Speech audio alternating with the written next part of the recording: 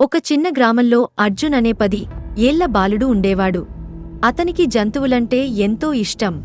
కాని అతనికి ఒకే ఒక భయం, ఇంటి పక్కనే ఉన్న అంధకార అరణ్యం.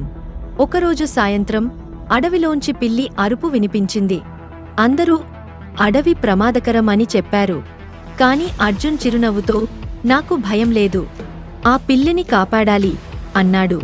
చిరిగిన దీపాన్ని పట్టుకుని అడవిలోకి అడుగుపెట్టాడు.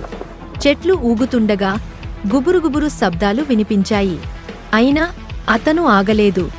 తక్కువసేపటిలో పిల్లిని చూశాడు. అది బుష్లో చిక్కుకుంది. దానిని జాగ్రత్తగా తీసేశాడు.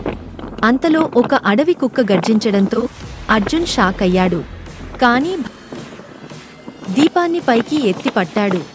దీపకాంతితో కుక్క పరిగెత్తింది. అర్జున్ పిల్లిని తీసుకుని ఇంటికి తిరిగొచ్చాడు. అతన్ని చూసి గ్రామం మొత్తమే కరతాళ ధ్వనులతో కితాబిచ్చింది. ఆ రోజు అర్జున్ తెలుసుకున్నాడు, ధైర్యం అంటే భయం లేకపోవడం కాదు, భయమున్నా సరే మంచి పని చేయడం.